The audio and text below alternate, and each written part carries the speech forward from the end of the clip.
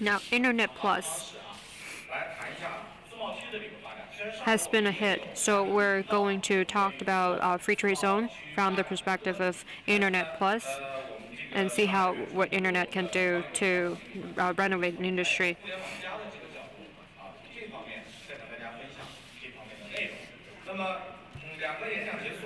So after the two presentations in the afternoon, we're going to have a joint discussion, a panelist discussion, and we are going to have OEM experts with us in the panel. And you're welcome to post questions on WeChat. Later, this conference room would be combined with the next conference room, and then we're going to take a look back at the two-day conference. So that's the plan for this afternoon. So first up for this afternoon session is Mr. Gao Yu from Lingang Group.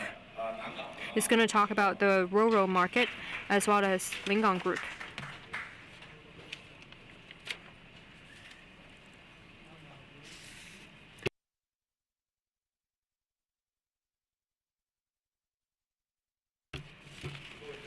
Distinguished guests, experts, audience, it's my pleasure to be here on behalf of my company to give a presentation and to talk with you about rural logistics.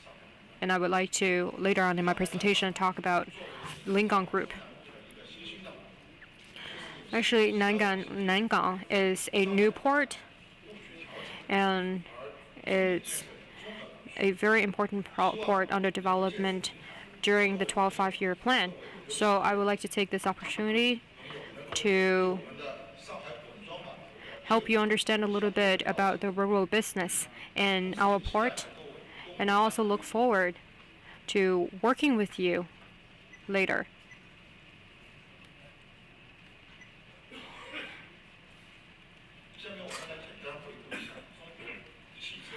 A look back at the import and export of auto market in China.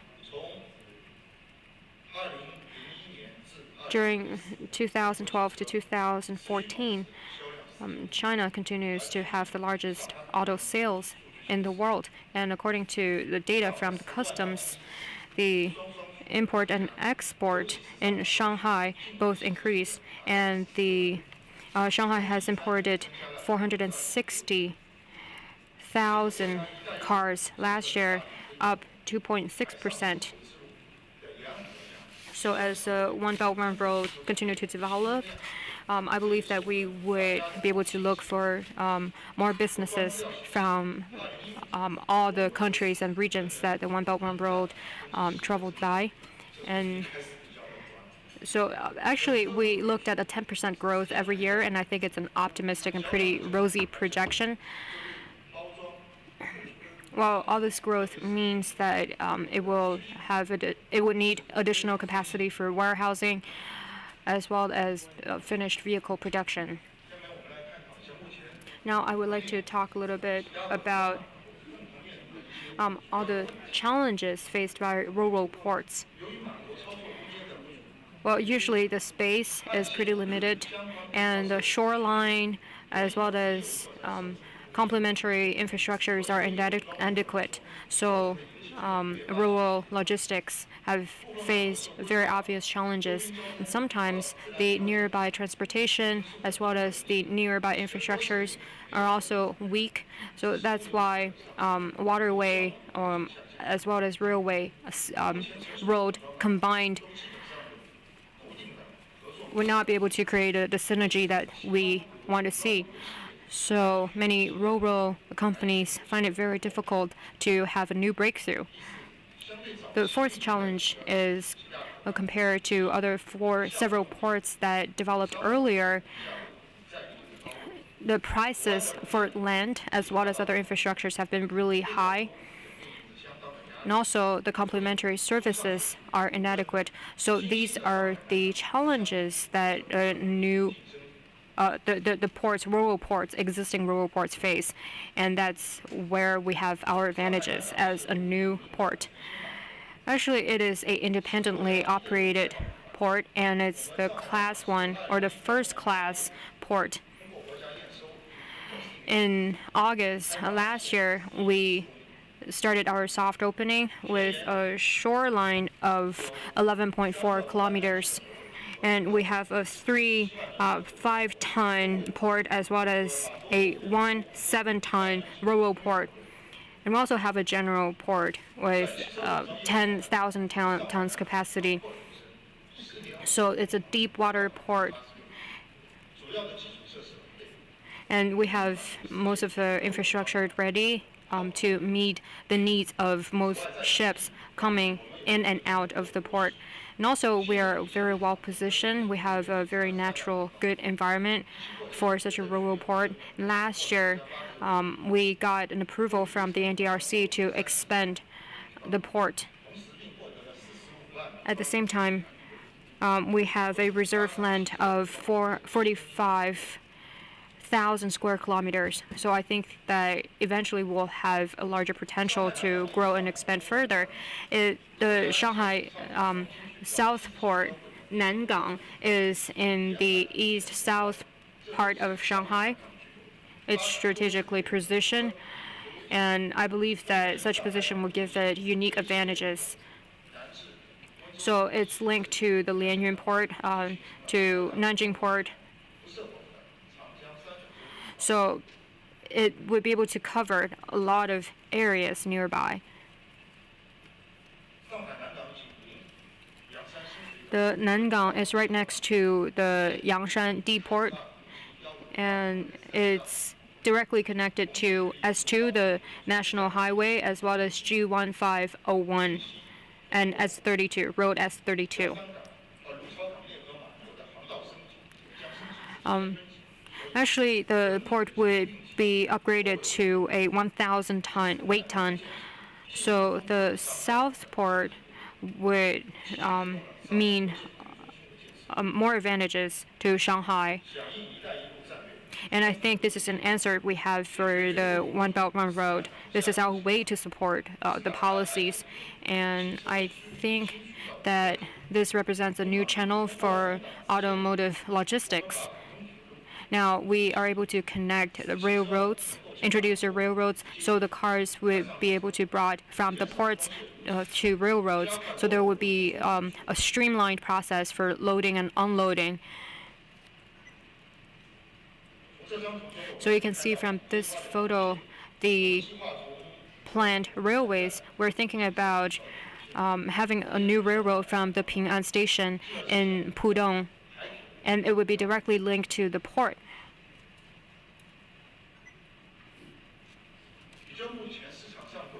So compared to all the land areas in other rural ports, we are in a clear advantage. In the top left, there's a 45,000 square kilometers area of reserved land. So that means we have a lot of room for expansion.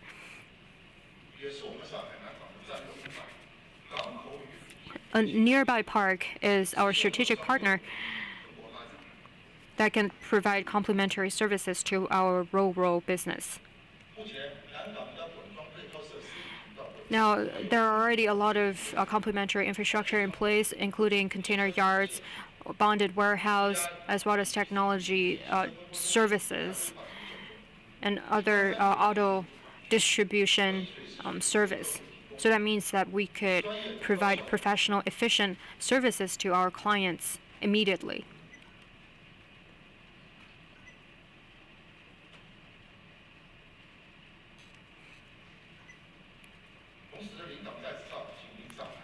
At the same time, the Lingang,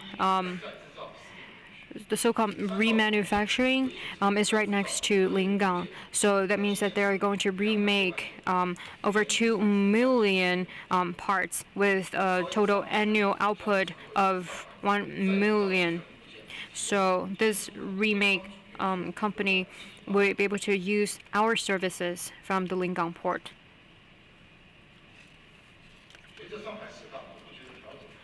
So as the structure as well as the layout of the Shanghai ports continue to change and evolve, in the future, the Lingang will play an even more prominent role because it serves multiple purposes, and it will be able to enjoy the favorable policies in the free trade zone, including the bonded port policies as well as the credit tax break. And we will be able to use the Changjiu cruise line as well as the international cruise line. So this is an additional resource that's available to us. As China continues to implement its One Belt, One Road policy, the Lingang's development will be part of the umbrella as well and continue to define its positioning.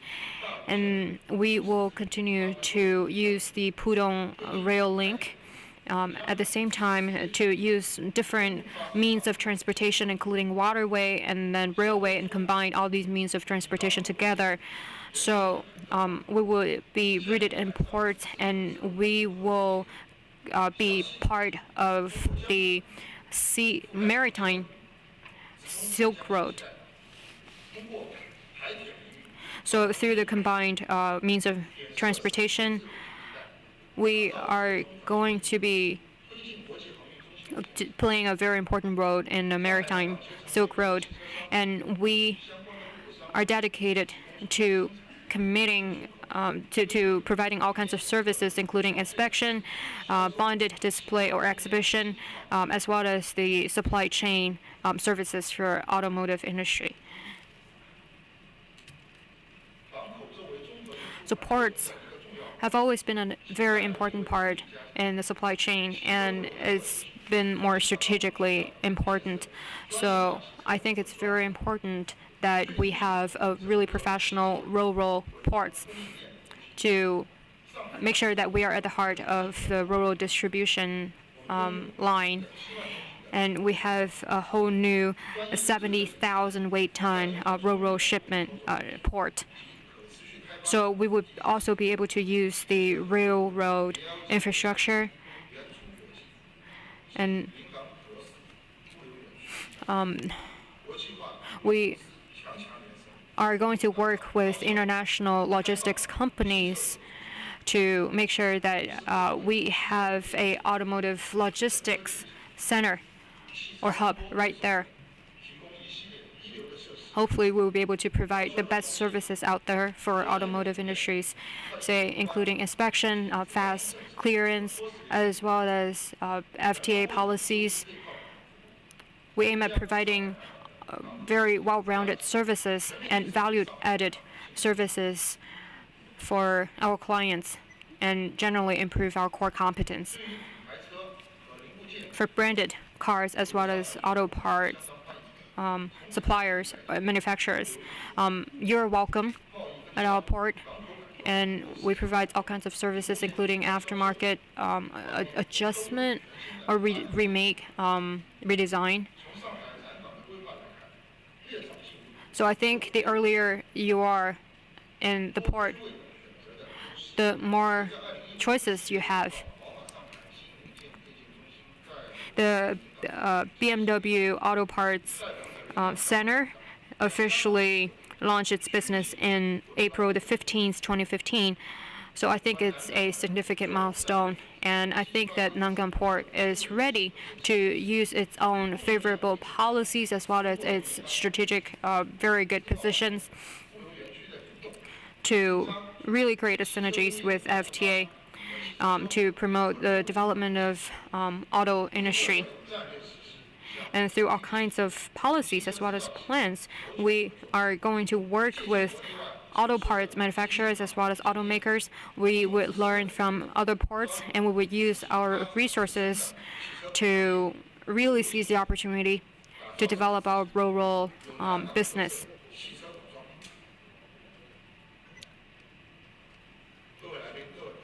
Dear guests, dear friends, finished vehicle import ports are always important. It's a window where imported cars are introduced to China. So we aimed at building the Lingang port, the most important port for importing finished vehicles. So I encourage you to visit and to talk about future opportunities for partnership. Thank you.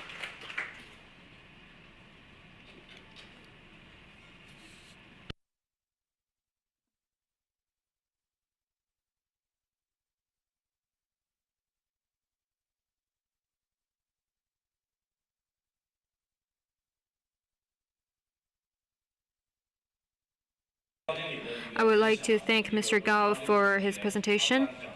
He not only talked about the rural business in the Lingang port, but he also shared with us the common challenges facing all the rural ports.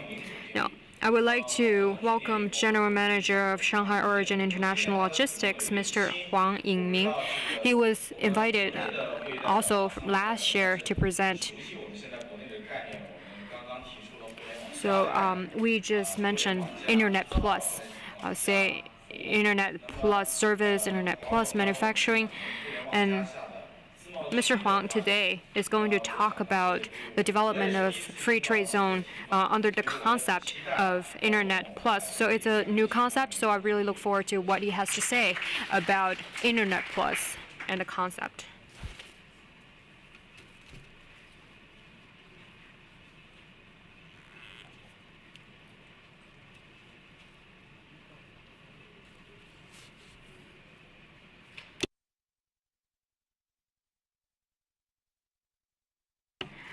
Dear colleagues, experts, good afternoon. I feel honored to be here up on stage to talk to you about the development of a free trade zone under the context of the concept Internet Plus.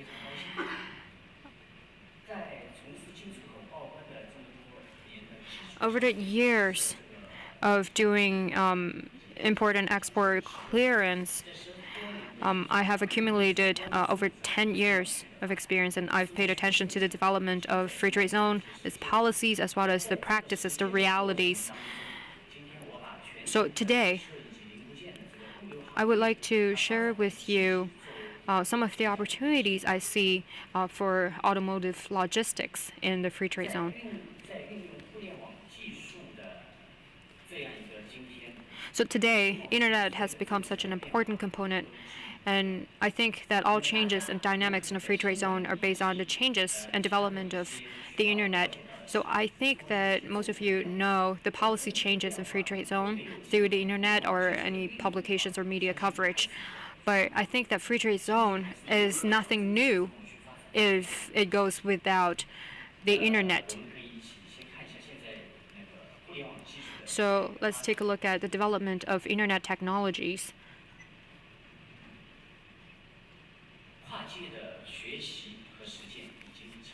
I think cross-discipline learning has been the new trend because now we are learning from Alibaba as well as Yihaodian to see how we can learn from all those e-commerce business. Well, I think they are at the forefront of e-commerce, and there's a lot to learn from them. So we use what we have learned from these companies to the development of car-making logistics as well as auto part logistics. But of course, we didn't start from zero. We have really good infrastructure, say SAP and ERP system and other data management system. And all these data systems have been integrated among different companies. However, customs as well as commercial inspections and government have opened some of their database, making it easier for people to share information and expedite declaration and clearance. However, it's always very difficult to have all these database or system fully integrated. And after some exploration, we find that based on internet technologies, supplying companies, logistics companies would have great opportunities to develop. And I think everything develops on top of the development of the internet or the availability of the internet technologies. Well, in the past, different different agencies operate in silos with their own system, with their data. So in the past, it was quite inefficient, I would say. So actually, customs now allowed all those goods to get into the zone first before they declare. So when the goods arrive, say if you have 5,000 parts or 6,000 arriving at the port, then it would be able to be loaded to its own warehouse before you declare it. So the containers would be shipped, would be transported and ready for sorting and packaging in the warehouse the next day. And it's unimaginable in the past. So all the 5,000 orders, 3,000 orders would be processed within 15 minutes instead of, say, 3 to 5 days processed manually in the past.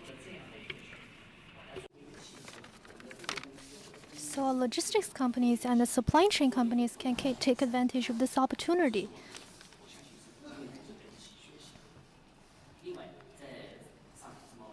And also in Shanghai Free Trade Zone, we can also launch finance leasing.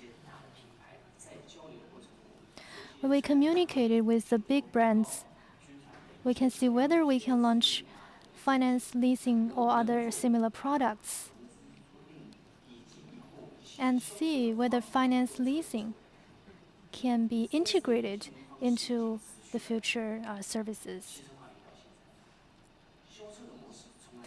We know since the invention of vehicles, the way we sell vehicles have never changed. With the establishment of the free trade zone, we can actually adopt more innovative financial models so that people can have new understanding of the auto finance industry. Of course, this requires us to integrate the auto industry with financial services industry. How can we leverage our advantage in the overseas capital market? And we are seeing new policies coming out.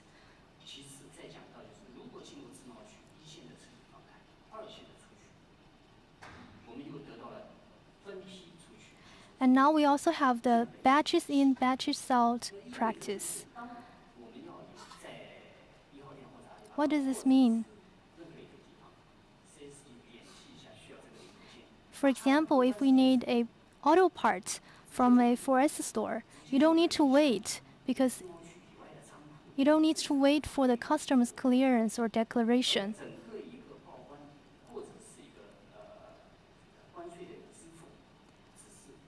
Because the tariff payment will be centralized.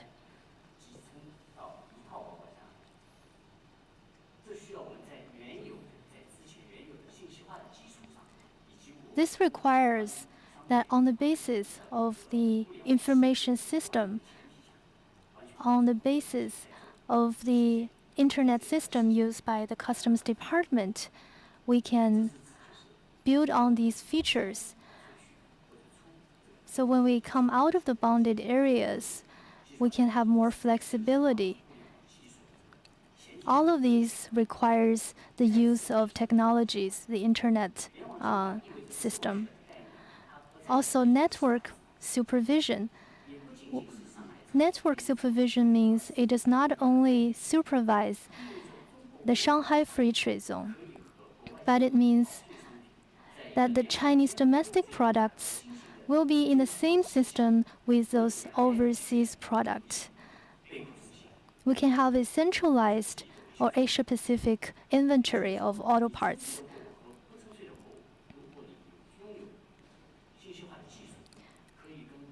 With this information technology deployment, all the domestic and overseas imported products can be stored and be managed centrally.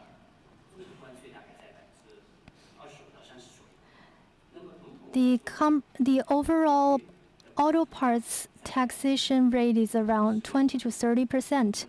So the monthly revenue, tax revenue, is about 1 billion. And if we count the 12 months revenue, it was enormous. So we can see the potential of the financial savings. Centralized customs declaration and tax payment can save money for companies.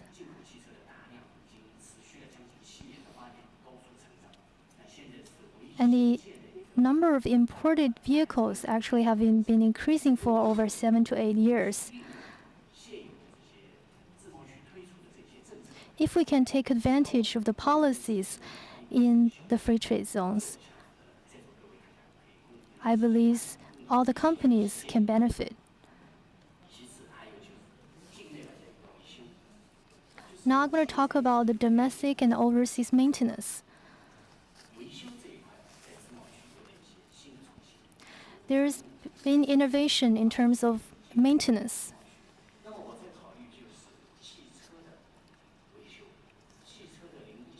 Now, auto maintenance and auto parts replacement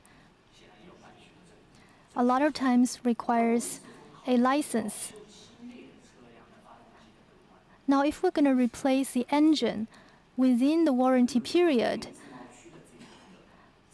we can actually take advantage of the opportunities in the free trade zone to waive the tax related or levied on those parts within the warranty period. This represents a new opportunity for the supply chain. Only when we launch a leading supply chain, the whole industry can enjoy competitive advantage.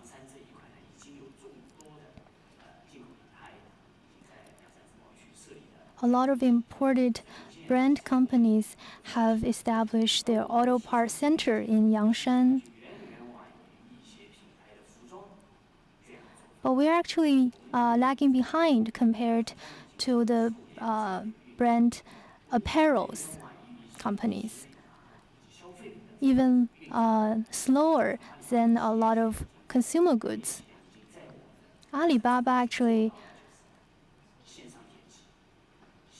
realized this 6 years ago.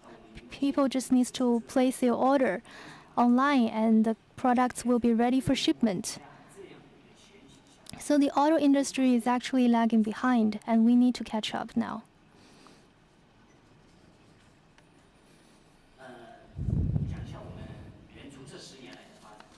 Now I'm going to talk about the development in the past 10 years of Origin.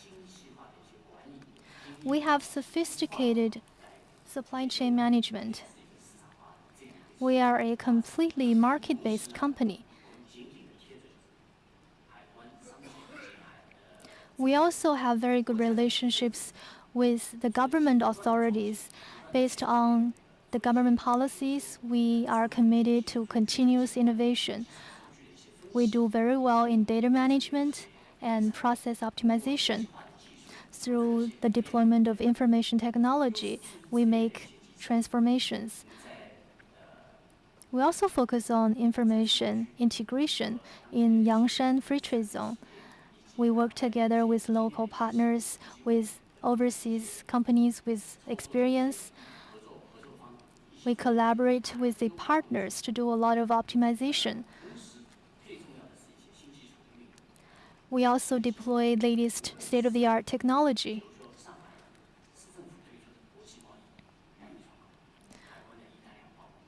For example, the latest policies issued by the Customs Department in centralized inspection technologies. we are a leading company in utilizing these latest technologies.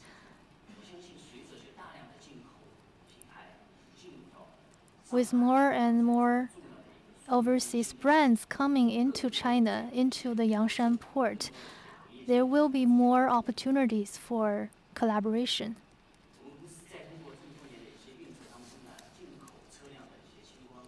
With years of experience, we have accumulated rich experience in handling the vehicles. We have a track record in collaborating with top auto brands.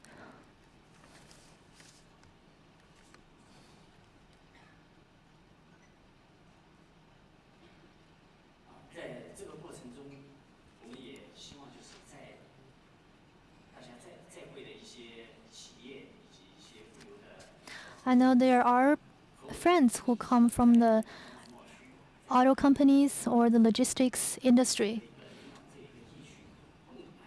We hope we can conduct more cooperation in Lingang port. There are a lot of infrastructure projects going on in Yangshan port. Those companies with competitive advantage in Europe are welcome to come in and cooperate with us. I believe their entry will create new opportunities for the development of a more productive system.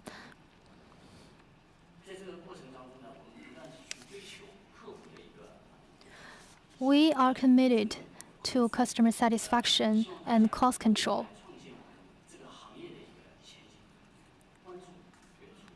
I hope you can pay more attention to Origin and we can work together towards a brighter future. Thank you.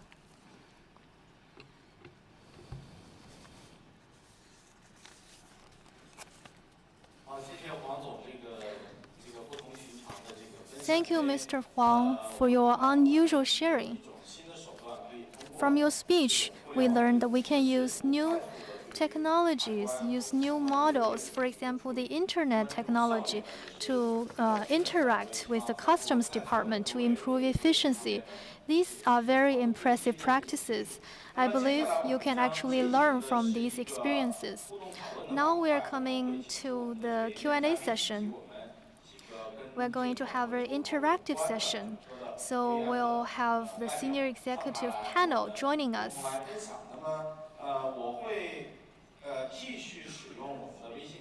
We will continue to use our WeChat platform to interact with everyone. If you have not scanned our QR code, please raise your hand for help.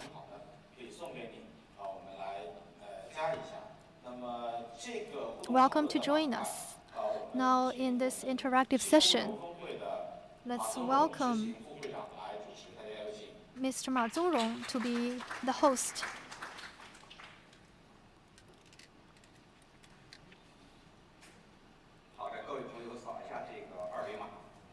Now, everyone, please scan the QR code. Why do you ask you to scan the QR code? Because a lot of the guests here, especially Chinese participants, are reluctant to ask questions in public. So I think the WeChat platform is a very good way for you to ask questions. You can just type in your question in the WeChat platform, and we'll ask this question on behalf of you. Now, let's welcome our panelists. They are Mr. Qin Meng, Logistics Manager from Porsche China. Logistics Manager of BMW, Mr. Liu Qing. A domestic auto exporter.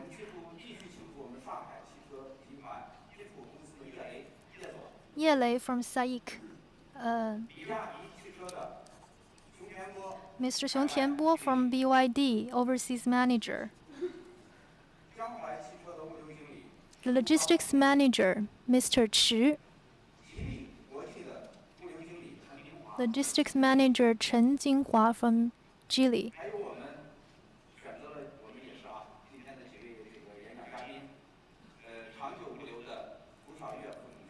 And Tu Xiaoyue from Changjiu Logistics. Deputy General Manager Zhang Rong from Minsheng Logistics Corporation. Also, Mr. Huang Yingming from Shanghai Origin International Logistics.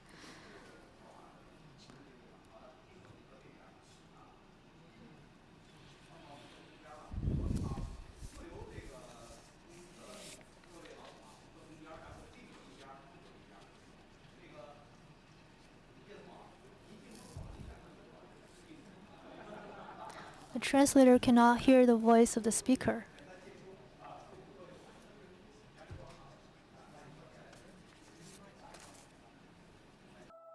Vice President who wants to save a seat for me.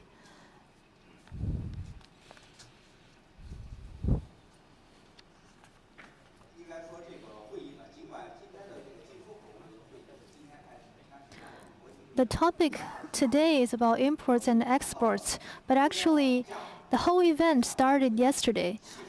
Yesterday we already talked about the development of the auto industry and the latest trends that take place in the logistics industry. Today, we mainly focused on the discussion of imports and exports, how the logistics company respond. We also talked about the One Belt One Road initiatives. We talked about the Shanghai Free Trade Zone and the development of Chongqing Free Trade economic zones. So let's welcome this. First, have the guest who hasn't spoken today. Let's ask them to talk about what kind of guarantees or services they require from the logistics industry for imports and exports. Let's start from exports. Mr. Xiong from BYD, can you share with us some of your observations and thinkings?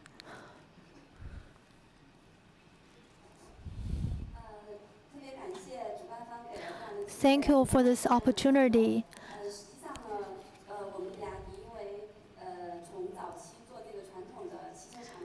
BYD used to manufacture the traditional products and now are moving towards the new or renewable energy sector.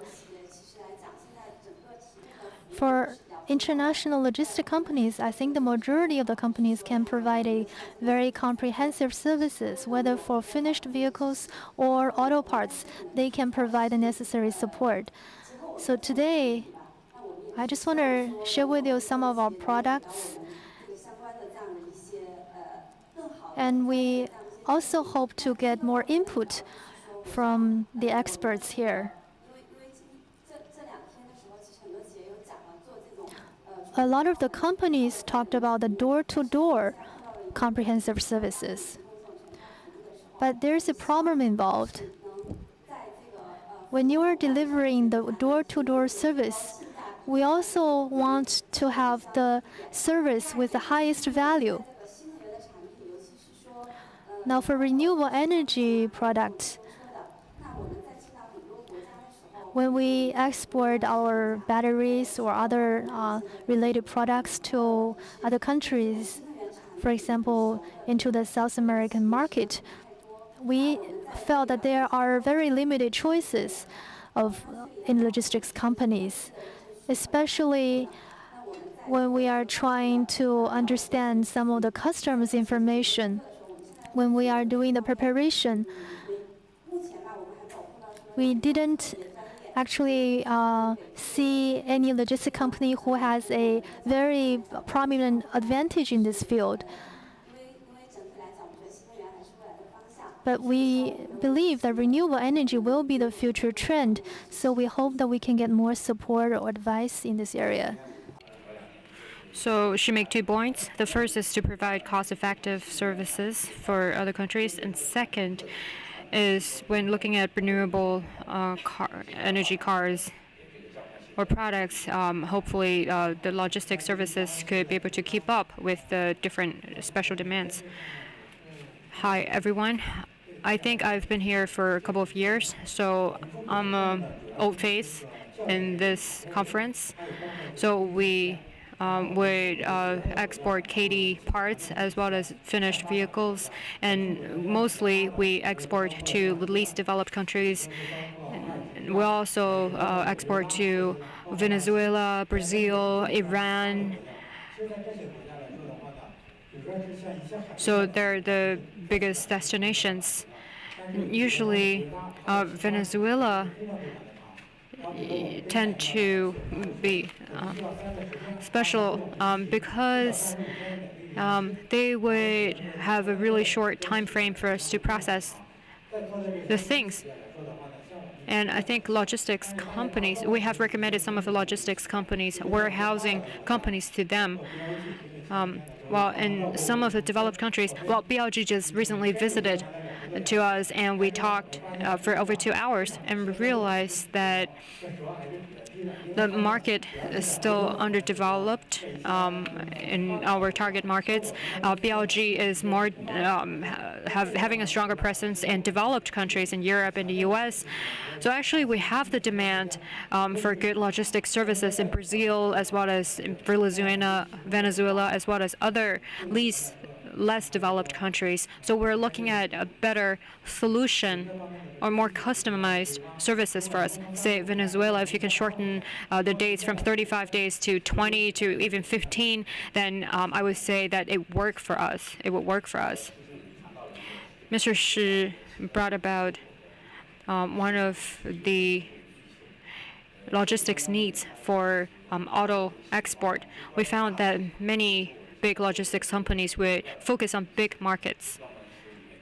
Say they would be really active in North America or West Asia. They would look at the Chinese market only. But in fact, when Chinese companies go global, their destination would mostly be less developed countries. So I think that eventually that will be the potential market for not just domestic companies, but also foreign companies. So actually, one of the Chinese car company exported 1,500 cars to Vietnam.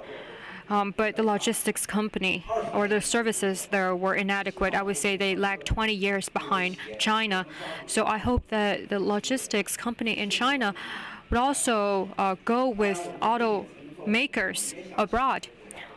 Of course, we also hope that we could invite the representatives from these less developed countries to be here.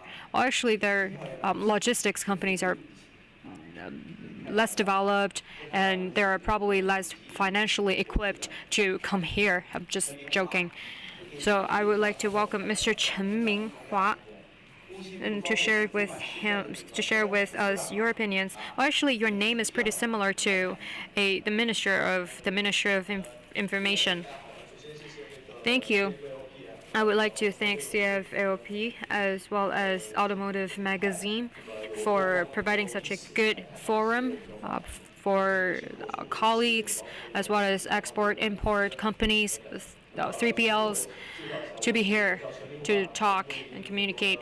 My name is Chen Minghua, and my English name is Prince. I come from Geely International.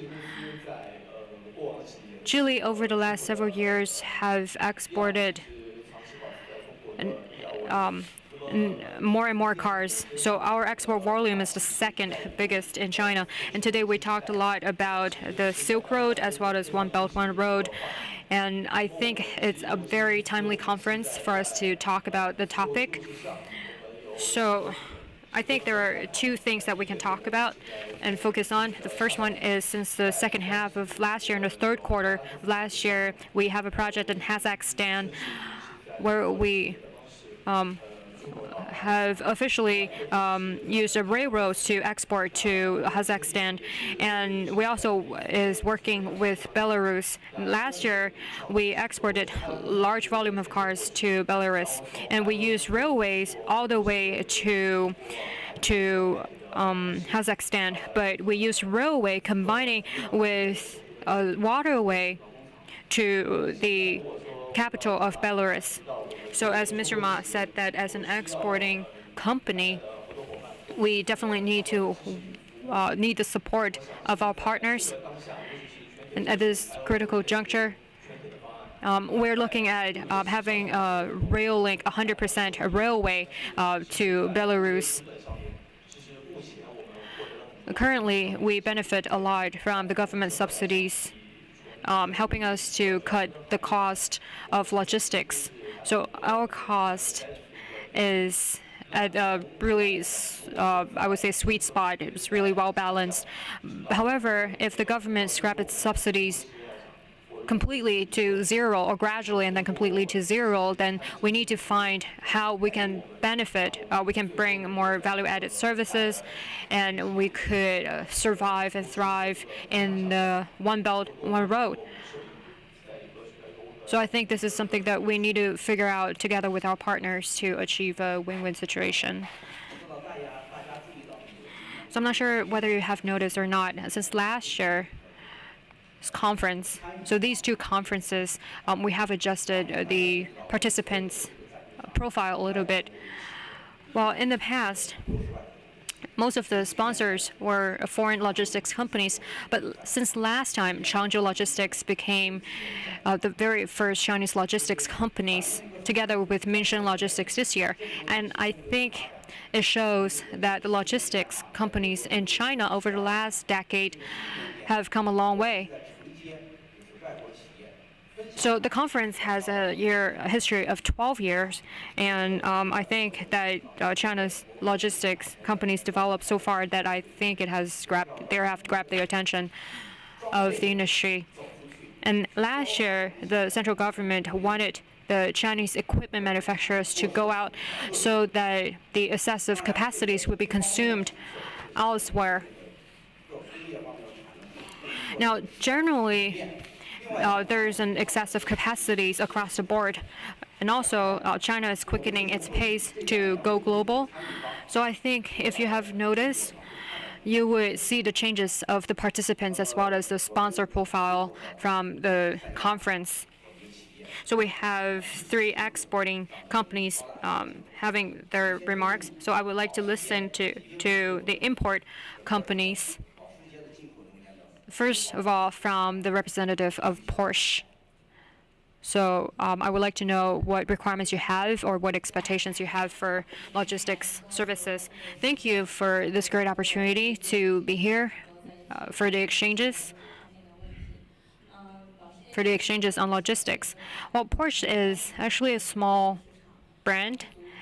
And I would say that we are so small that we barely matter in this big market. So today I would like to talk about my personal take on importing auto industry as well as the logistics challenges.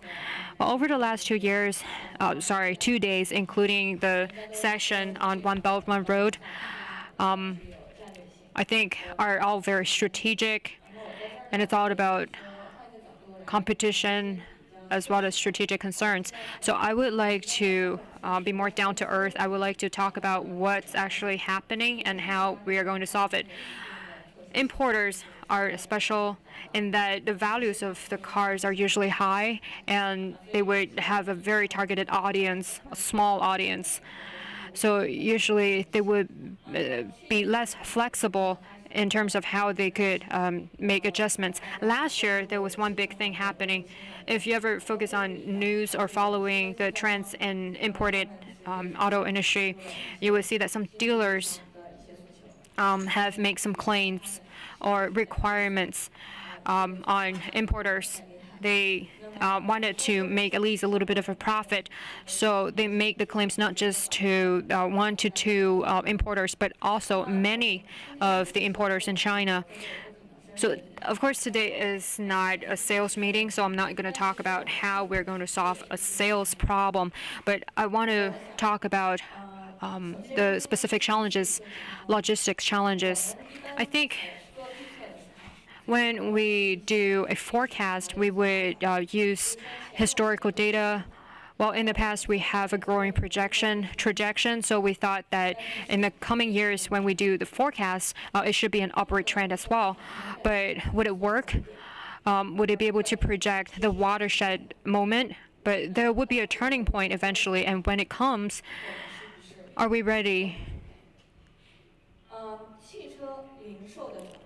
So, if the sales market is tough, that means the dealership or dealers would be cash strapped. They would have limited cash flow, and then the wholesale plan would not be carried out as planned, and the logistics would not be able to work out as planned and be implemented step by step.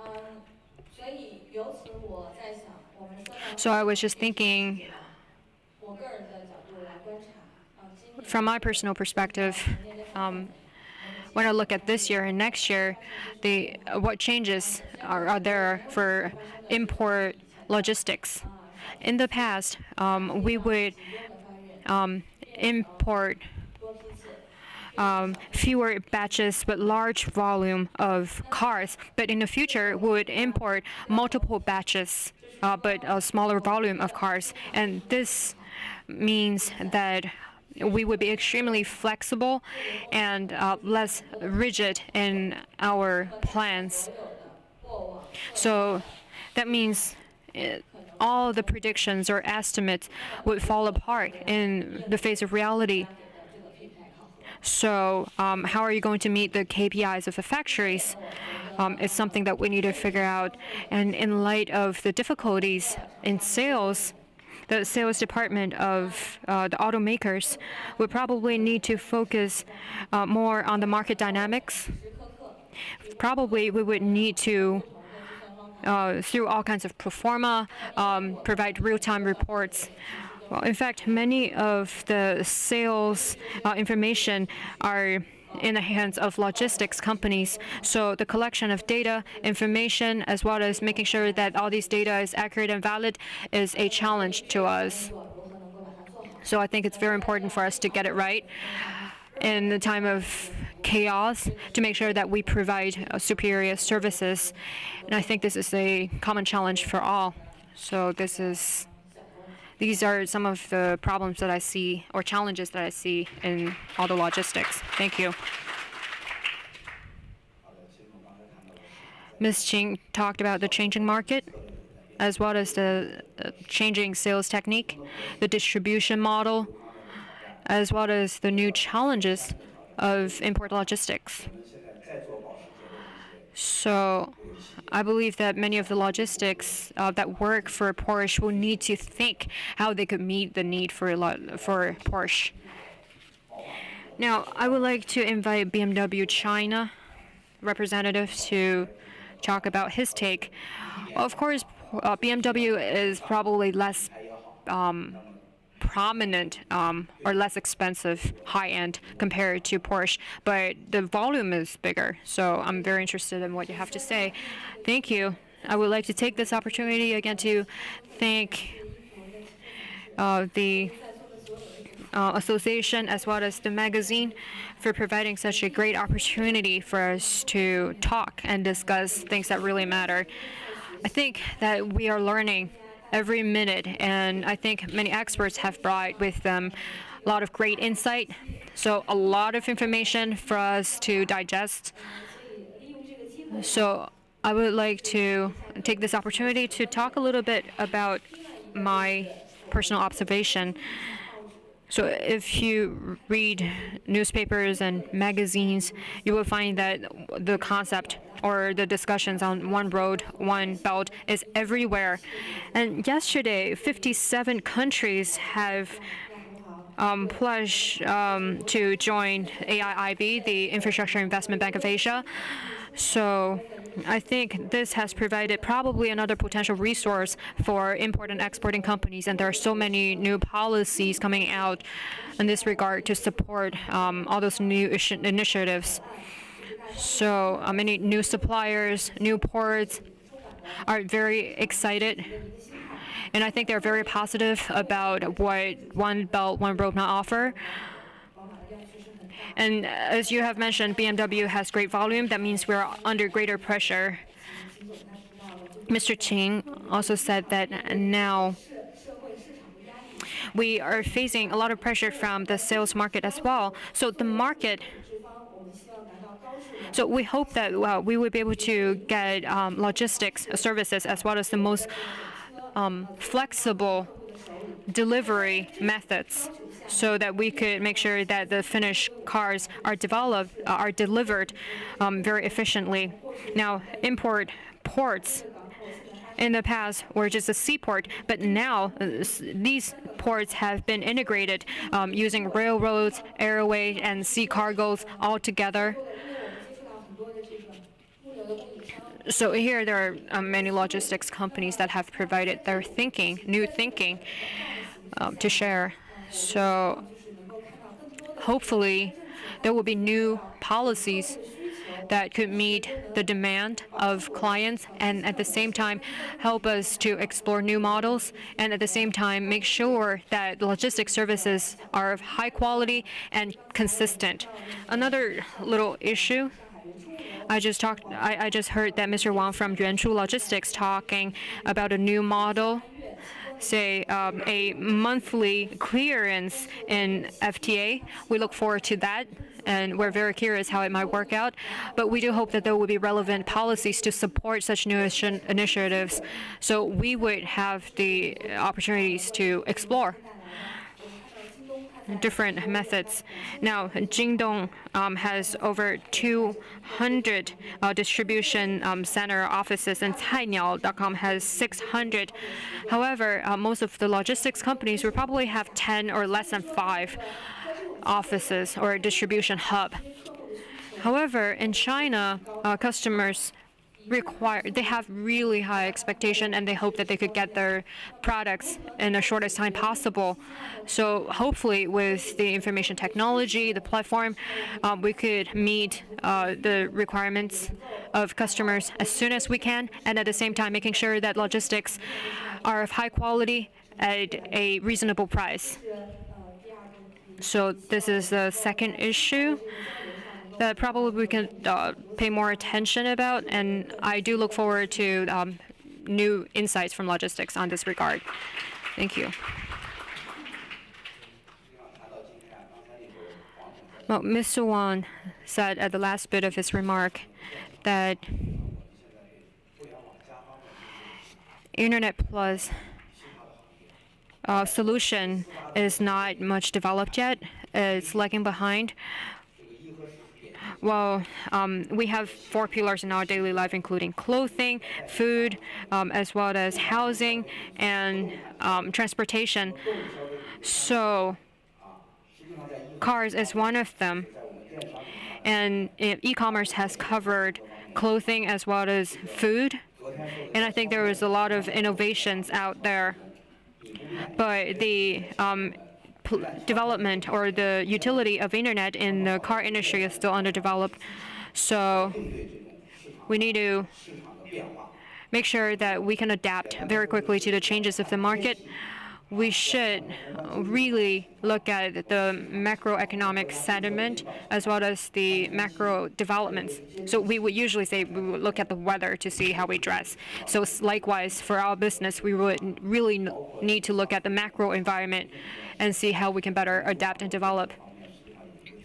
So I think this presents new challenges to the transportation as well as railroads, and I think we're lagging behind to the e-commerce business that covered the first major 2 categories, the food as well as clothing, just the consumer side of things. And the third thing is we need to make sure that we have enough attention from the public and generate enough support from the public.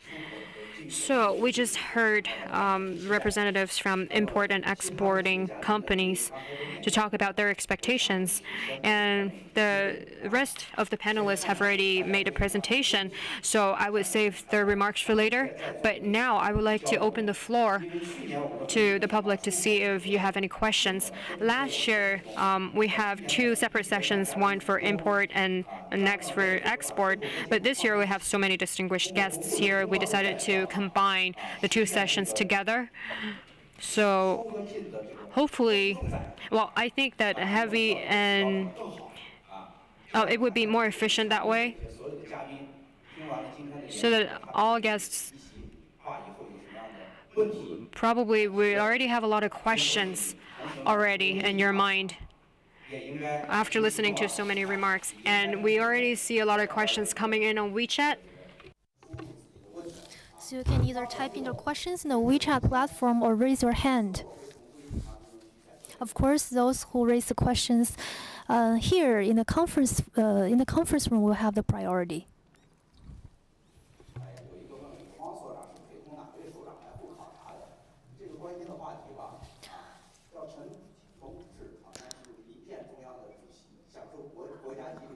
I don't know which official is the service target by Mr. Wang, but well, I think some questions we can answer it in private.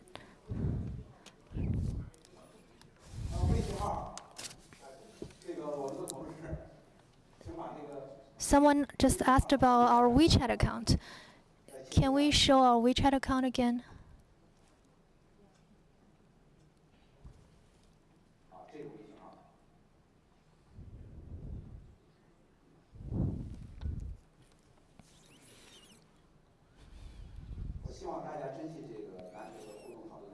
I hope you can take advantage of this opportunity to ask any questions of your interests.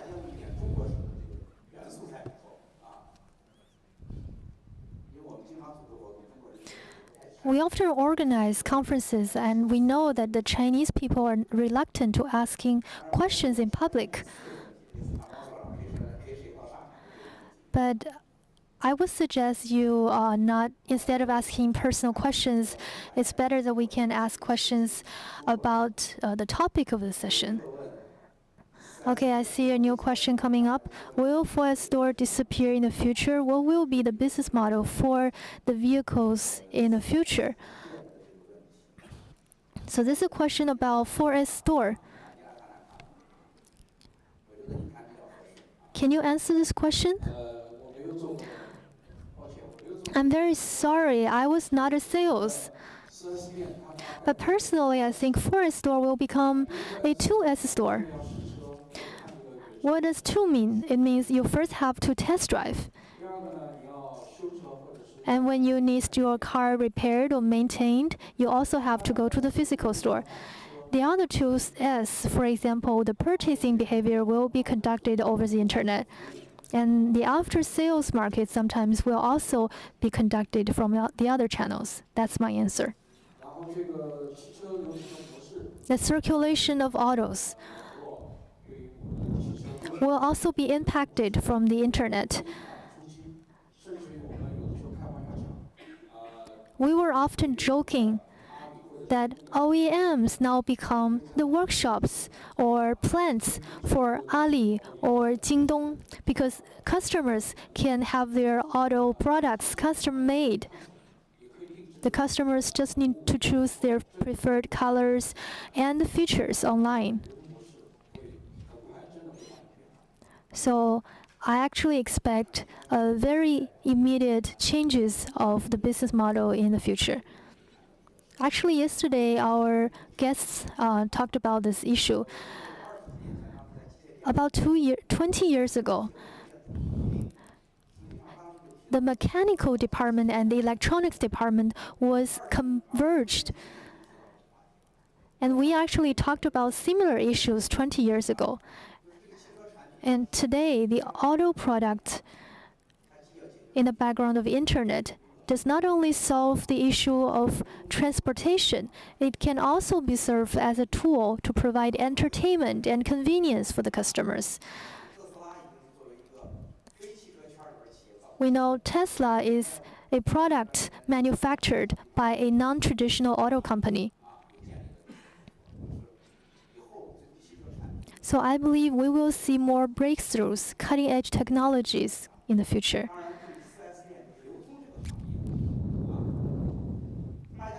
When it comes to 4S stores,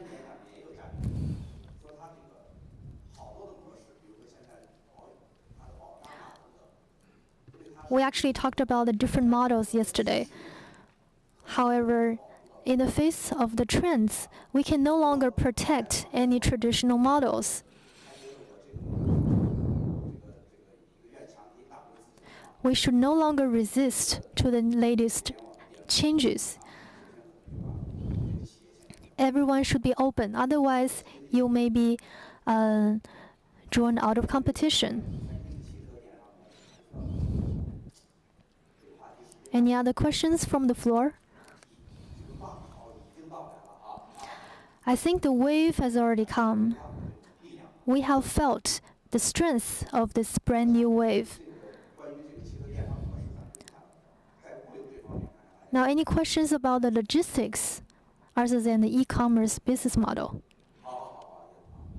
Okay, Mr. Ye.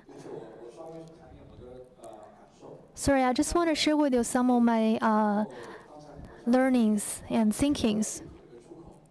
Some of the previous guests talk about exporting, importing, and I also talked to my colleagues and friends here. And I mainly observed three major opportunities. Challenges, of course, exist, but we also see opportunities. First opportunity is external. For the Chinese auto industry, we want to export the finished vehicle and auto parts. But most of our overseas markets are less developed countries. However, the famous or well-known logistics companies in the world have limited footprint in those less developed markets. But this actually presents opportunities for China, for the less developed regions, because we are actually at the same starting point. And for those top brands, those luxury brands, when we do the parallel imports, customers actually now have more customized demand. This requires more flexible offerings. And the traditional rigid logistics or supply chain encounter a lot of difficulties in meeting customer needs. So how can we better take advantage of the internet technology to better manage our customers, to better serve the niche market, to offer them with more flexible supply chain? This is a new topic faced by Chinese domestic companies. So we are actually competing in the level playing field with the top logistics companies in these new areas. And when it comes to the renewable technology products, for example, the lithium batteries,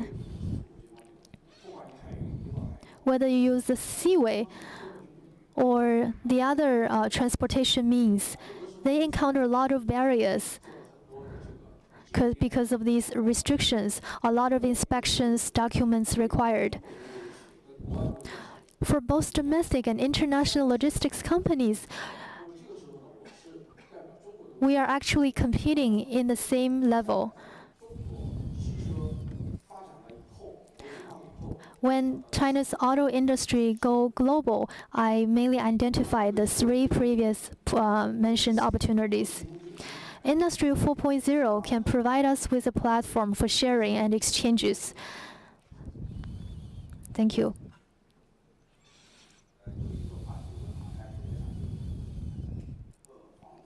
Now I have a question for Mr. Huang.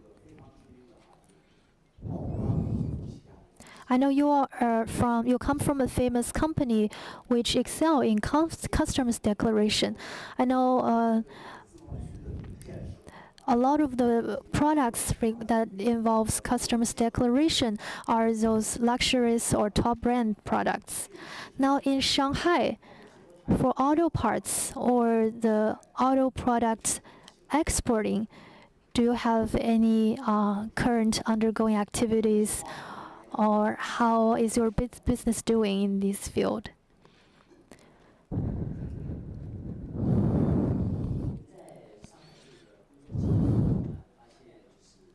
In Shanghai, based on our previous experience, whether it's importing or exporting, we mainly try to meet the demands and needs proposed by the customers. We work together actually with SAIC Importing and Exporting Company, and everything actually starts with customer need. As long as the customers propose a requirement to us, we will be able to provide the solution. In the past, everything was mandatory, governed by the authorities. But in the free trade zone, the government will offer more flexible options for us. And now it's a question for the OEMs whether you are open to the new practices. And this also requires a cooperation partner.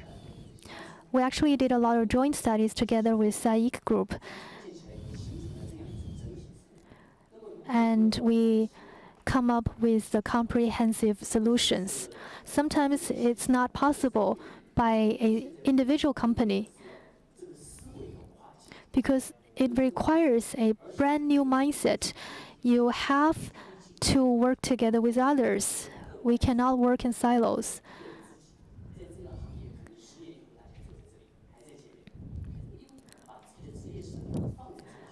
We have to look into the long term. What we are doing today, we have to be responsible for what we are doing today. We should not be short-sighted. We are in the same ecosystem and we'll work together to develop this brand new ecosystem, to contribute our wisdom, to solve the problems faced by the whole industry.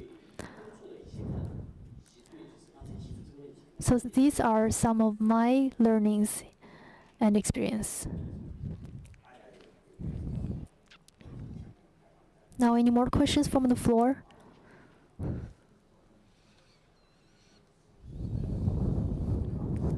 Good afternoon. I know some of you come from OEM or logistics companies.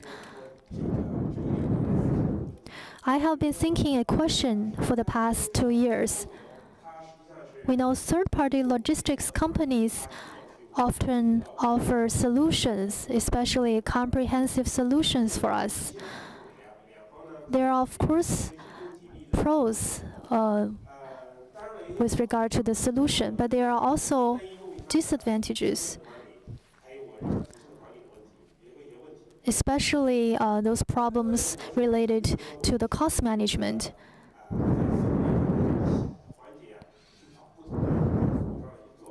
So sometimes we want to look for different service providers to help us solve the problems at different stages. So my question is,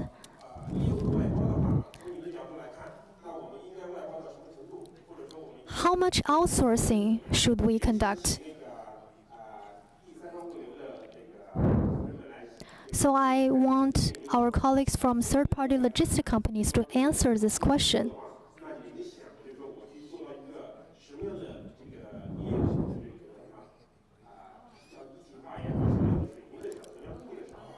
How much do you want to outsource?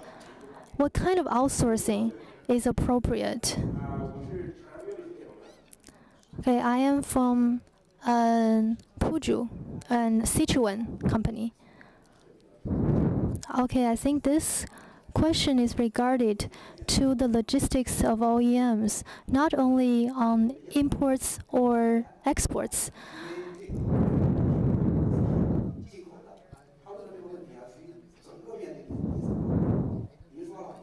So this question is about the logistics service outsourcing, and I know you have a lot of experience in this area.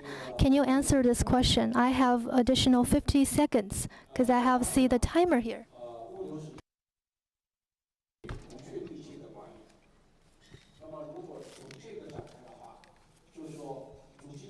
Now, for OEMs,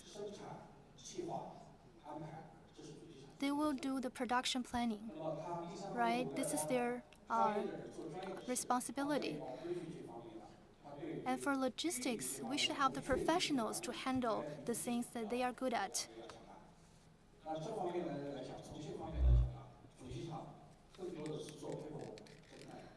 So normally, I think OEMs should do more of the planning and design, while the other things should be outsourced to the third-party logistics. And the fourth-party logistics company can actually handle the stuff they excel. That's my answer. Now, Mr. Li, you come from BLG, and I know it's the biggest third-party logistics company in Germany. You are very strong in providing logistics services. Can you give us some of your thinkings? Well, I think I can answer the question from two perspectives. First, in terms of the overall outsourcing service, there are pros and cons for OEMs. The benefit for them is that if one company can actually provide a comprehensive door-to-door service, they can actually then this customer can only needs to face one single provider, and the different logistic companies don't need to collaborate. So this is like providing a one-stop service, which will not create the confusion when one logistic company hand off their task to the other company.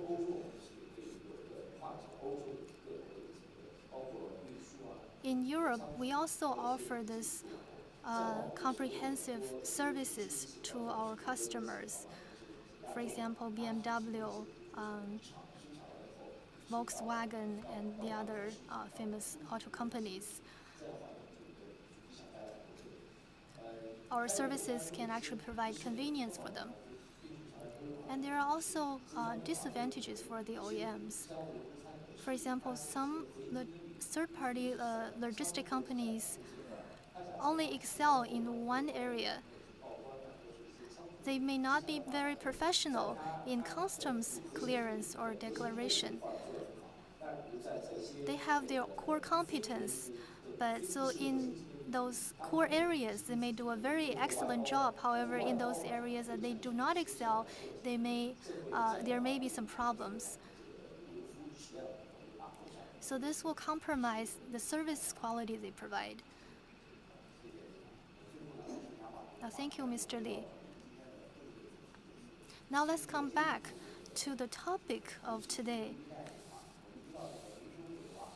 We know Minsheng Logistics Company is a first mover in conducting the transportation and logistics services across the Asia and Europe. So I have a question for Mr. Zhang.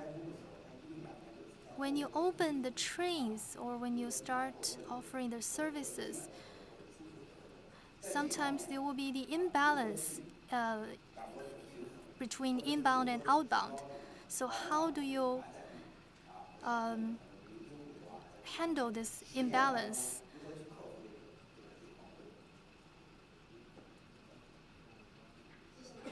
Thank you for your question.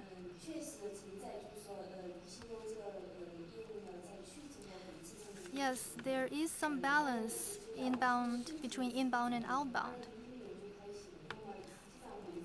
We started the outbound logistics service in 2011, but we only started the inbound service last year.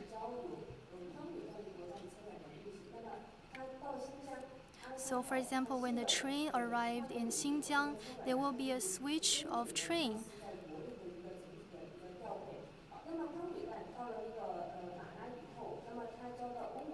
And there's another transfer requirement in the other stops along the way.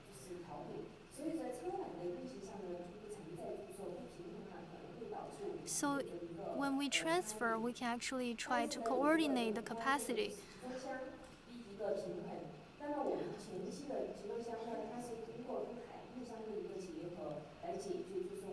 In the front end, we actually handle the capacity of the containers in collaboration with the waterway.